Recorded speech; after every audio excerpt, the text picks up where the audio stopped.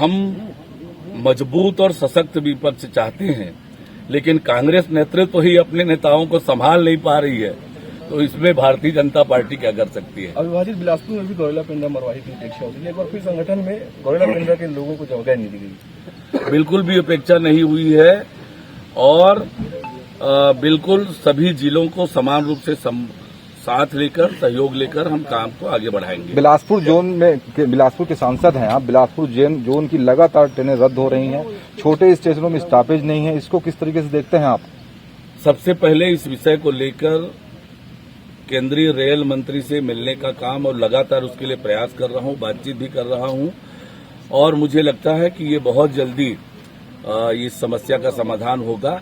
वास्तव में बड़े विकास के काम चल रहे हैं 60,000 करोड़ के, इसके कारण से थोड़ी दिक्कत आ रही है, यात्रियों को असुविधा हो रही है, ये सही है, लेकिन भारतीय रेल जनता को सुविधा देने के लिए कटिबद्ध है और शीघ्र ही लोगों को अच्छी रेल की सुविधा मिलेगी। राहुल गांधी जी को कांग्रेस जोड़ो अभियान चलाने की आवश्यकता है, जिस प्रकार से उनके नेता कांग्रेस पार्टी छोड़कर जा रहे हैं। उसकी प्रक्रिया चल रही थी और अंतिम रूप उनकी उपस्थिति में दिया गया, पर प्रक्रिया चल रही थी और एक संतुलित टीम, एक तरफ जहां अनुभवी लोग हैं, दूसरे तरफ युवा और ऊर्जावान लोग भी उस टीम में शामिल हैं। हम सब मिलकर 2023 में कमल खिलाने के लिए काम करेंगे। कि राज्य में कांग्रेस की सरकार है, कांग्रेस की सरकार उस विषय को जवाब देने के बजाय दाएं बाएं की बात कर रही है, ठीक नहीं है। आप सरकार में हैं, आप बताइए कहां पर मौत हुई, कैसे हुई, और लगातार इस प्रकार की घटनाएं हो रही है। आज छत्तीसगढ़ में जो प्रशासनिक अराजकता का वातावरण है, उसी का यह नतीजा है। आज जिस प्रकार से राज्य में कानून व्यवस्था की स्थिति है, राजधानी न्यायधानी तक सुरक्षित नहीं है, दिन दहाड़े चाकूबाजी, हत्या, बलात्कार की घटनाएं, अपहरण की घटनाएं हो रही है, ये राज्य सरकार की पोल खोलती है कि राज्य सरकार की कानून व्यवस्था कैसी है। वैसे तो कवासी लकमा जी जिस प्रकार के बयान देते हैं, उनके बयान को गंभीरता से लेने की जरूरत नहीं है, पर बयानों की भी एक मर्यादा और सीमा होनी चाहिए, ये ध्यान रखना चाहिए। आज राज्य की कांग्रेस सरकार शराबबंदी का वादा करके भारी बहुमत से सरकार में आई है और आज छत्तीसगढ़ में शराब की नदियां बह रही है। कोई धार्मिक स्थल, कोई सार्वजनिक स्थल, स्कूल कॉलेज भी नहीं बचा जहां पर शराब की दुकान नहीं है। और शराब के कारण जिस प्रकार से महिलाएं और बच्चों के साथ अन्याय और अत्याचार हो रहा है, अपराध के बढ़ने में एक बड़ा कारण शराब का भी है। जिस प्रकार से शराब की खुलेआम बिक्री हो रही है, राज्य सरकार इसीलिए हर मोर्चे में विफल है। आज छत्तीसगढ़ की जनता इसीलिए पछता रही है इस सरकार को बनाकर। देखिए, देश में भारतीय जनता पार्टी एकमात्र राजनीतिक दल है जो विभिन्न कार्यक्रमों के माध्यम से लगातार जनता के बीच में रहकर काम करती है।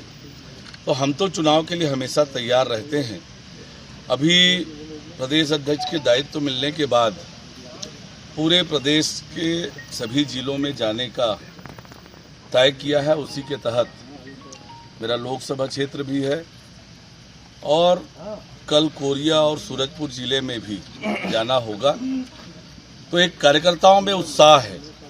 24 अगस्त को भारतीय जनता युवा मोर्चा के बैनर तले जो हल्ला बोल आंदोलन हुआ, छत्तीसगढ़ के इतिहास का सबसे बड़ा आंदोलन बना, और 9 सितंबर को पार्टी के राष्ट्रीय अध्यक्ष श्री जगत प्रकाश नड्डा जी की उपस्थिति में हमारे बूथ इकाई से अध्यक्ष से लेकर ऊपर के कार्यकर्ताओं का एक बड़ा कार्यकर्ता सम्मेलन आयोजित हुआ। यह भी किसी राजनीतिक दल का चुने हुए कार्यकर्ता पदाधिकारियों का बड़ा और ऐतिहासिक सम्मेलन। और उस सम्मेलन और आंदोलन के बाद भारतीय जनता पार्टी के कार्यकर्ताओं में बड़ा उत्साह है और जनता में भी एक विश्वास जगा है। और जिस प्रकार के काम राज्य की कांग्रेस सरकार कर रही है, वादा खिलाफी करने का काम, विकास के सारे काम ठप हैं। ऐसे में आज छत्तीसगढ़ की जनता पछता रही है और चाहती है कि जितना जल्दी हो सके राज्य की कांग्रेस सरकार से छुटकारा मिले। तो भारतीय जनता पार्टी जनता की आवाज़ बनने के लिए तैयार है और हम सड़क से लेकर सदन तक लड़ाई लड़ेंगे। छत्तीसगढ़ की जनता की आकांक्षाओं के अनुरूप 2023 में भारतीय जनता पार्टी की सरकार बने ताकि एक बार फिर छत्तीसगढ़ विकास की ओर बढ़ सके, इस दिशा में काम कर रहे हैं।